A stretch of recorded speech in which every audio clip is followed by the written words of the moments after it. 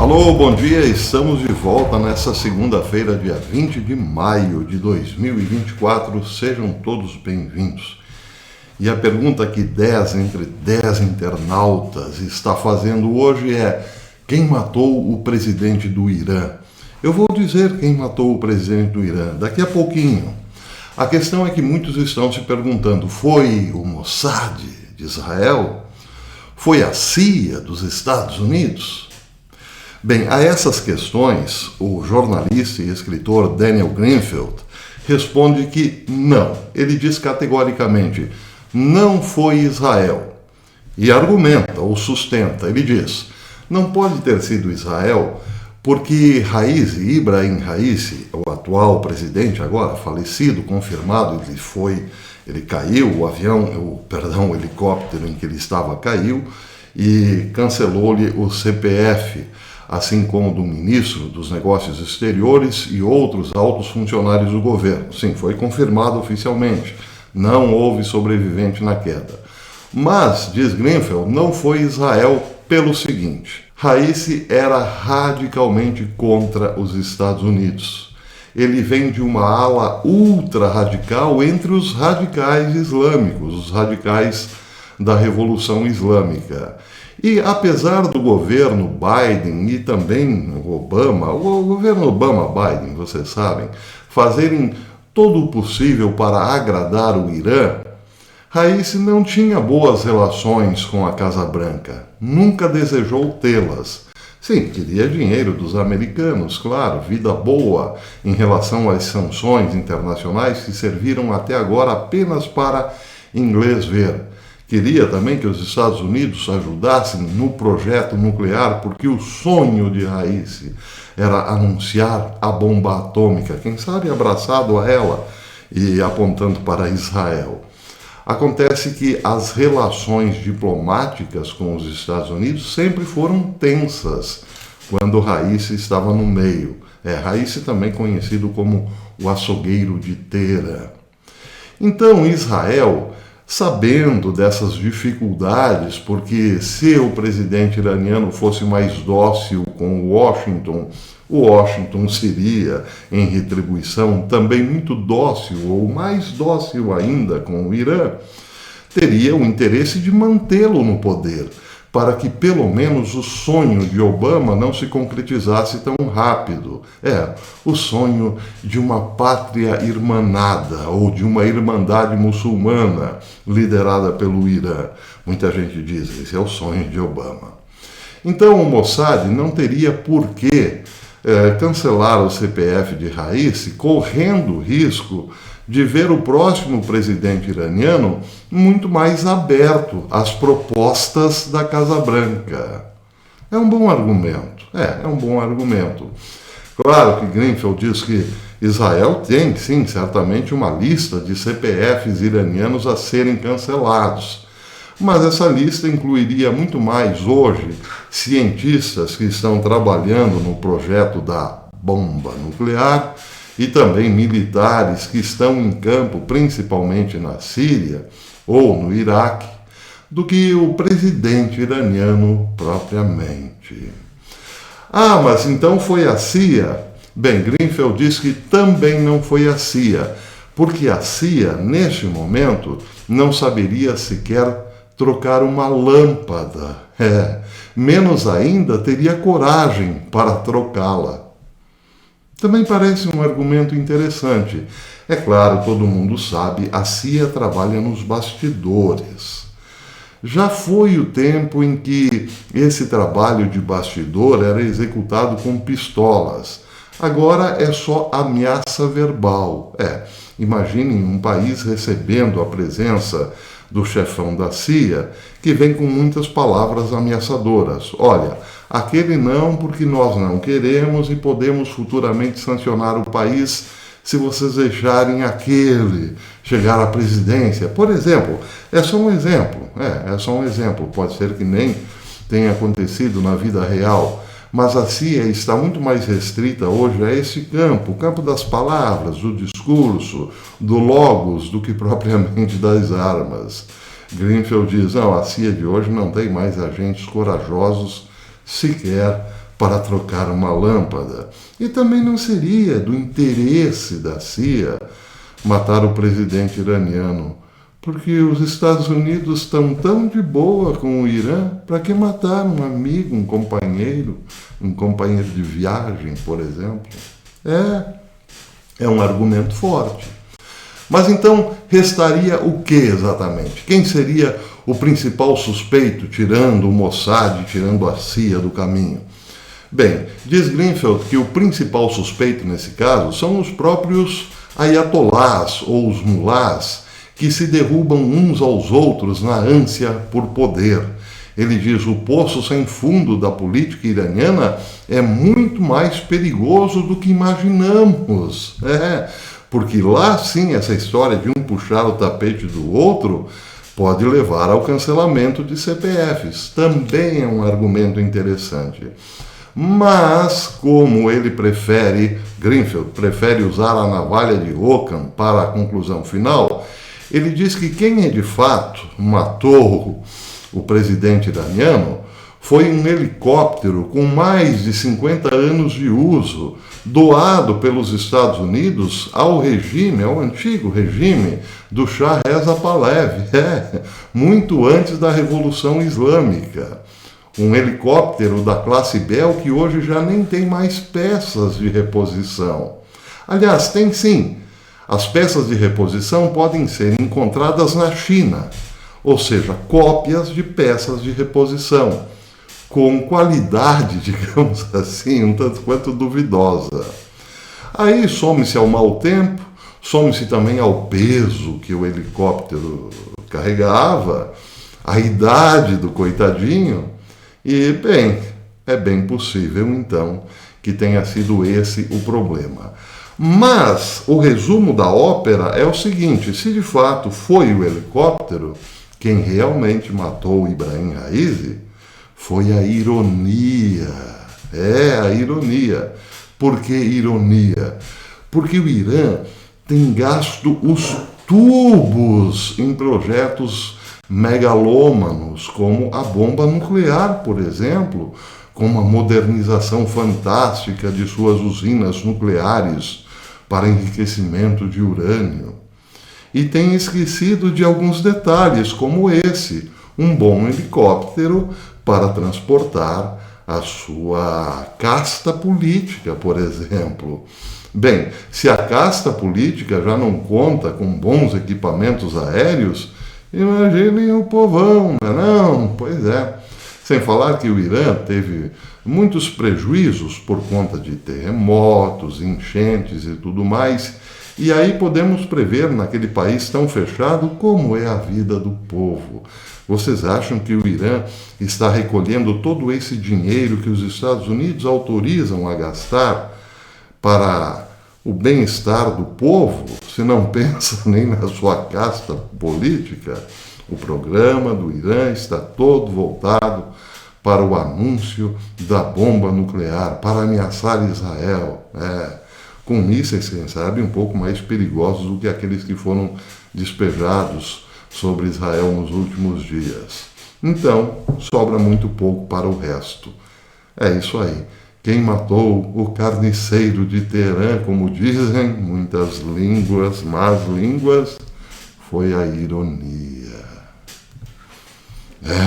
E já tem gente dizendo também: a ironia tarda, mas não falha. Bem, temos aqui uma notícia interessante. O presidente Vladimir Putin, no seu 5º mandato, que vai até o ano de 2030, tirou o Sergei Shoigu da defesa e trocou por um economista.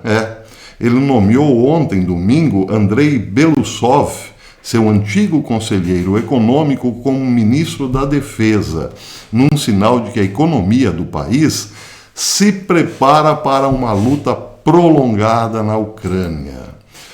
Um economista sabe exatamente como fazer com que a máquina de guerra se sustente por mais algum tempo. Então não é preciso ser nenhum gênio para deduzir que a Rússia se prepara, sim, para uma guerra muito, mas muito longa na Ucrânia. Agora, a pergunta que fica é: contra quem lá na Ucrânia? Pode ser que seja contra todos os outros atores que, no momento, ameaçam lutar contra a Rússia, como França, Reino Unido, Alemanha. Pois é. Essa é a perspectiva. Vladimir Putin está se preparando para muitos anos de guerra. Outra notícia interessantíssima: Javier Milei está reerguendo a Argentina. Por outro lado, está criando uma crise diplomática sem precedentes com a Espanha. Argentina e Espanha parecem uma coisa só, principalmente no campo das artes. O cinema, por exemplo. Quando se fala em cinema argentino, que é excelente, fala-se automaticamente em cinema espanhol. E vice-versa, o contrário, como diria o poeta. Mas agora, no campo diplomático, parece que há uma separação. Isso porque Milei insinuou que a senhora, a esposa de Pedro Sánchez, o presidente do governo espanhol, é corrupta. Tem que falar isso baixinho, porque pode ser um atentado à democracia. Pois é, mas foi exatamente isso que Pedro Sánchez disse. Essas palavras horríveis de Milei é um atentado à democracia, é um ataque à democracia. Que coisa, não? Já ouvimos esse discurso e muito por aqui. Qualquer coisinha é um ataque à democracia. Não, Milei está atacando a senhora de Pedro Sánchez dentro da democracia. Não é um ataque à democracia, é uma acusação à esposa do primeiro-ministro espanhol. Só isso, nada mais que isso. Bem, acontece que hoje, como tudo é um ataque à democracia, a Espanha está em pé de guerra. Um presidente de outro país vai a Madrid e faz um discurso que abala toda a democracia espanhola. É claro que Milei exagerou. Não se faz isso, não se vai à casa ou ao país, a um outro país, para criticar personalidades daquele outro país. Deixa isso para os espanhóis, que eles sabem muito bem resolver o problema. Acontece que Milei estava num festival promovido pelo partido Vox, considerado de ultra, extremíssima direita, e lá ele falou para pessoas de extremíssima direita que o socialismo é uma furada. Vejam só o caso aí Bem, ele ensinou então a corrupção da família Sánchez. Deveria fazer isso? Claro, ele estava num reduto de pessoas com o mesmo pensamento, mas não deveria. Para que criar, não é? Esta saia justa num momento tão delicado. A questão é que agora existe uma guerra através do X, uma guerra de tweets. Os espanhóis tweetam de lá e Milei responde de cá. Onde tudo isso vai dar? O fato é que, bem, a Espanha, tanto a Espanha quanto a Argentina, estão em pé de guerra também na questão do Oriente Médio. A Espanha não quer saber de ajudar Israel. Aliás, bloqueou um navio americano que passava pela Espanha para levar armas a Israel. E Milei é só Israel, é todo Israel. Então parece que há muito mais do que um mero ataque à conduta da esposa de Pedro Sánchez nessa história. Quem viver verá o desdobramento de tudo isso. Muito bem, aqui outra palavra bastante infeliz do argentino Bergoglio aos 60 minutos. Ele chegou a sugerir que os irlandeses que foram para os Estados Unidos eram todos borrachos, se é que vocês me entendem, e os italianos todos mafiosos. No entanto, foram acolhidos lá nos Estados Unidos. Seria o caso de criar também aqui um quadro chamado Momento Bergoglio, em comparação ao Momento Biden, porque afinal essas duas personalidades, quando abrem a boca, meus queridos amigos, ou é muito trágico, tétrico, chocante ou divertido. No caso aqui de Bergoglio, é tragicômico. Bem, quem comenta isso é o Front Page, que diz o seguinte: o líder católico disse numa entrevista aos 60 minutos que os líderes americanos deveriam, ao invés de fechar as fronteiras, abraçar o perdão para com os migrantes que entram no país. Bergoglio disse: é loucura fechar a fronteira e deixar os migrantes do lado de fora. Isso é uma loucura. Os migrantes têm que ser recebidos, continuou ele, defendendo contra os esforços do Partido Republicano para fechar a fronteira sul, disse Bergoglio. Depois disso, você vê como vai lidar com eles. Deixa eles entrar, abrace-os, depois você vê como é que... depois nós vê como fica. Talvez você tenha que mandá-los de volta, não sei, mas cada caso deve ser considerado humanamente. Aí vem a pérola. A migração é algo que faz um país crescer, disse ele. Perdão. Dizem que vocês, irlandeses, migraram trazendo uísque, né? Foram para os Estados Unidos levando uísque. E que os italianos migraram e trouxeram a máfia. Os migrantes, às vezes, sofrem muito, eles sofrem muito. Talvez ele tenha desejado, pensado dizer o seguinte: olha, criou-se aqui um estigma, então o migrante já é estigmatizado por natureza. Pode ser que tenha isso. Os irlandeses foram estigmatizados como pés de cana, bebons, borrachos, e os italianos como bandidos. Mas não é isso. É preciso ter amor, é preciso... Enfim, toda aquela história que nós bem conhecemos, muito próximo de um discurso woke. Mas o fato é que, como ficou, dá a impressão de que Bergoglio está reforçando isso. Olha, vocês no passado já receberam um monte de pé de cana aí lá da Irlanda e um monte de bandido da Itália. O que custa abrir para outros?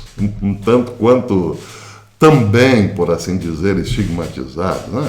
Vamos acolher, vamos abrir todo mundo, depois a gente vê como é que fica. É isso aí. Momento Bergoglio. Bem, o que mais eu tenho? Sim. Vejam só, Israel está furiosíssimo porque, afinal de contas, o Tribunal Penal Internacional expediu mandados de prisão contra Benjamin Netanyahu e Yoav Galan, por exemplo, lá de Israel.